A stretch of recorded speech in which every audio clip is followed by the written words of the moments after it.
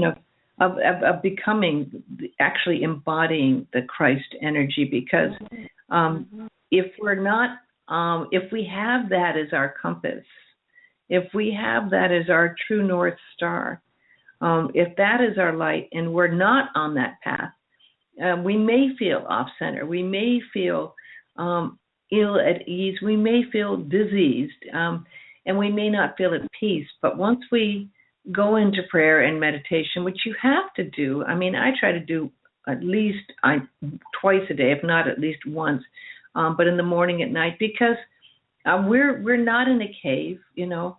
We're in a world that's very busy with a lot of energy and stuff going on. And that's why some of these wonderful Mary's messages have been about aligning with perfect energy, receiving a protective robe of mercy, which I've really been given a gift of being able to actually create a robe, a beautiful robe from the most lovely fibers of light that can protect us, little more complete than the white light that we put around us. But this is our personal robe that we wear, that protects us from negative energy. And as we learn that, we learn to know that we can feel safe with that love inside ourselves that is Christ. And that love inside ourselves, which is Christ, is joined there in our heart with the balance of the Father, Mother, God. I know we've shared before the Aramaic, one of the translations of the Aramaic Lord's Prayer. As you know, there's been even from the Lord's Prayer, there were many translations, but the Aramaic Lord's Prayer has had many translations as well. But again, it starts out as Father, Mother of the cosmos, and that's where I see the two energies pouring into us, that shimmering light of all. Focus your light within us. Now, if we really were to think that we were right now, Mary, connected with that source of all creation, with God right there in our hearts, the shimmering light of all, we're focusing that light within us as we breathe the Holy Breath. Now, for me, breathing the Holy Breath is bringing the Holy Spirit. The Holy Breath for me is the breath of Spirit. And that breath of Spirit's in tune with the heartbeat of love, the heartbeat of all creation, the heartbeat of God's love. Can you imagine, Mary, right now, if you could listen and put your head on the chest of the heartbeat of creation, and with that love tuned into the heartbeat of all creation, and be in tune with that? Well, that's the heartbeat of love, uniting us with the sacred rays of power and beauty.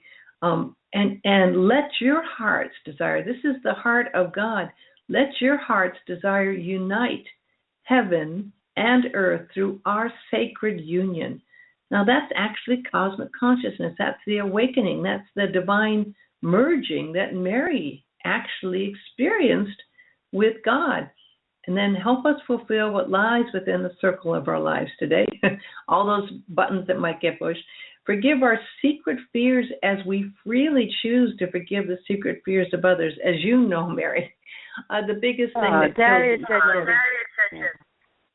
well, it's fear, right? I mean, fear is what we do, and that's where that hatred, and that's where the guns, and that's where the killing, and that's what kills love, which is the worst thing, you know. And so if we can forgive ignorance, because we're never separate. We think we kill an other, maybe across the world, or we think we take something from someone. It's an illusion. The minute I take from someone, I've set up in a balanced universe. Something must be taken from me. Now, the minute I move into Christ consciousness, that's all dissolved because I'm no longer holding onto that karmic pattern. But the minute I go right back into my judging, condemning, and gossiping or putting anyone down, guess what? Karma's back in play again. So the gift of doing the work and coming into that awareness, my head is resting on the Lamb of God, you know, it's glorious, and it's always there. And what blocks it is my little petty pissosity. I think somebody should have done something different. I think something should have been. Well, here's the news. There is a God, and it's not me. Translation covers that, Mary. The very next line says, "Let us not enter forgetfulness." That's what our illusionary self is. We're forgetting. We're forgetting who Yes. we are. Let's not enter forgetfulness tempted by false appearances. Well, what is these illusions? What are these different roles? But false appearances we happen to be interpreting as different energies, forces in our life that we're not seeing through. That's a false appearance is the ego, right? Well, the ego is something that's really developed with our brain and through evolution of trying to survive. But the basic illusion of the ego is that it's separate. That is its basic. Albert Einstein called it the basic disillusion. What do you call it? It's a common flaw. It's an optical delusion, is what he said. This idea of separation is an optical delusion because of the way our brain developed. It separates things out to make sure that dog isn't a wolf or that berry isn't a poisonous one. So we learn to start to separate things out to survive. The danger of it is we forgot we're all connected. And have you noticed people that'll walk up to a wild animal and the animal will just relax? If you don't have fear in you, the animal won't respond to it. This just shocks everything. But it was the first prayer that the Buddha gave when he sent his monks out into the forest to meditate, Cindy. And they came back. They didn't even make it an hour. They heard all the noise. And, of course, in their forest in India, there are saber-toothed tigers. There are venomous snakes. So it wasn't like, they're going into a little Maui forest where we don't have anything there, no snakes. But, they came terrified. And so that's when he developed the loving-kindness meditation.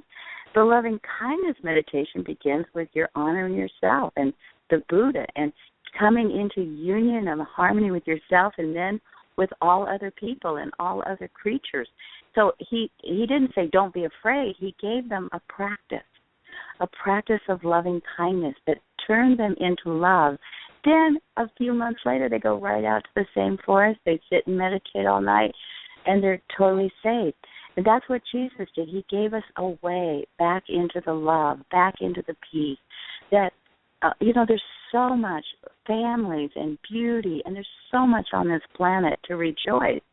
And the ego makes you think you got to have 3 more houses or a bigger car or a thinner body or a published book or so much in the bank. But that's not what the Spirit says. The Spirit says, I've given you everything you need. Now go out there and serve and love and be. All your needs are met.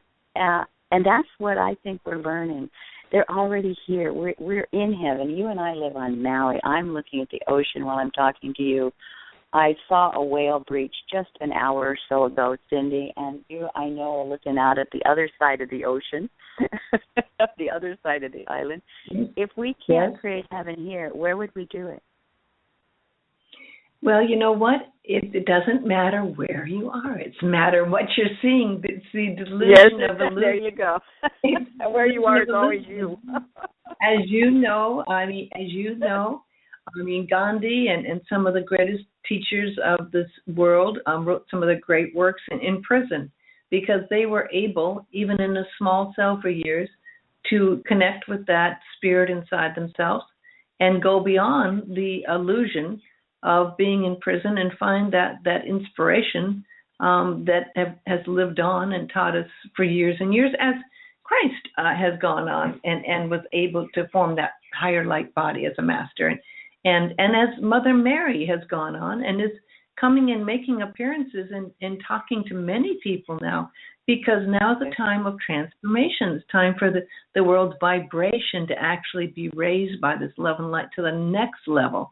And it's happening. There are more people praying and meditating now than ever before on this planet.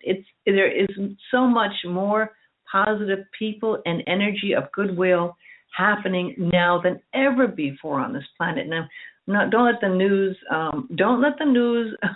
fool you. Don't let the illusions. Well, it's the old. You're really watching the old. When you turn it on, they call it news, but really you're turning on the old because what you're seeing is the manifestation of seeds of anger, hatred, greed.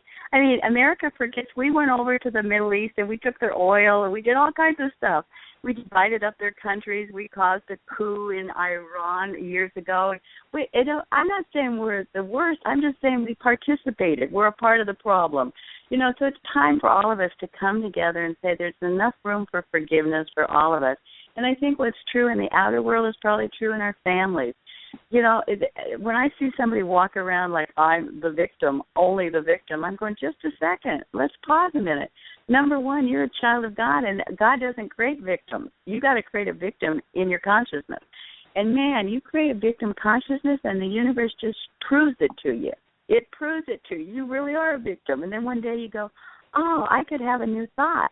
I could plant a new seed. Maybe it's Mother Mary. Maybe it's something comes and you wake up and you go, oh, wow, I'm not a victim. I'm a creator. And then you go through that, manifesting that phase. But when you said something, I really wanted to talk, and it's 8:40, so I don't know if we're just going on. But I made an hour show, Mary, because I know you and I love to talk. Oh, marvelous, because this is Easter. And we have 4 minutes left. Okay, well, we have so many great souls that Gandhi, and we've just been so blessed, Martin Luther King. In our human lifetime, we have seen nobility of the level of Christ. And we are seeing ordinary people come out of prison thanks to this Innocence Project. There's been at least, and I know a dozen of them, that some were on death row, but all of them convicted for violent crimes, rapes or whatever, with the Innocence Project and DNA that they couldn't do back in the original time of the actual crime. They've been freed. I think there's 30-some people that have been freed from death row that would have died, been put to death. And when they come out of prison, the first one that I met, and since then I've seen several, his name was Larry Chan. Is that a great name? And he was framed by the police. It wasn't just an accident, that he got caught. Literally, the police framed him. They made the evidence, and he went to jail, and he was in jail. I think it was 17 years until they finally found the framed evidence and the police, and it literally was. And they said to him, weren't you bitter and angry and in that prison of resentment? And he said, yes, I was in that prison of resentment and anger and self-justification. This should have never happened for 3 years. I got up every day and I cursed the system. I cursed my life. I cursed. And he said then in some revelation through a minister that came in, he heard the message, nothing happens by accident. He was a child of God. Wherever he was the embodiment of God. Whatever was happening was his opportunity. And the next 14 years, he educated, got his GED. He was never going to get out of prison. He graduated with GED, hundreds, dozens of different prisoners, started them on his way. He became the model prisoner. He never preached. He just lived his life. And when they finally freed him through the evidence that he had been framed, he said that story. I was in prison for 3 years to my hatred, my resentment. And we all know people all around us, and I look at the political scene, they're victims of their own anger and fear and resentment. And then he found a greater truth. And in that greater truth, right where he was, he began to shine the light. He said, Paul says, I think it's Colossians, I count it all joy. Whatever circumstance I'm in, I count it all joy because Christ is with me. And this, I think, is the great transforming message. Okay, well, that's the story. 1 minute left, and this time has flown. I do want to just close with the New Age Lord's Prayer. The New Age prayer, which says, from the point of light within the mind of God, let light stream forth into the minds of humanity. Let light descend on earth from the point of love within the heart of God. Let love stream forth into the hearts of men. May the Christ return to earth. From the center where the will of God is known, let purpose guide the little wills of men, the purpose which the masters know and serve. And from the center, which we call the race of men, let the plan of light and love work out, and may it seal the door where evil dwells. Let light and love and power restore the plan on earth. Well, I love you, Mary, and thank you, and happy Easter. We'll see you on Easter morning. And rise up, everybody. Christ is alive in you, it ought to make you Yes. smile. Yes, indeed.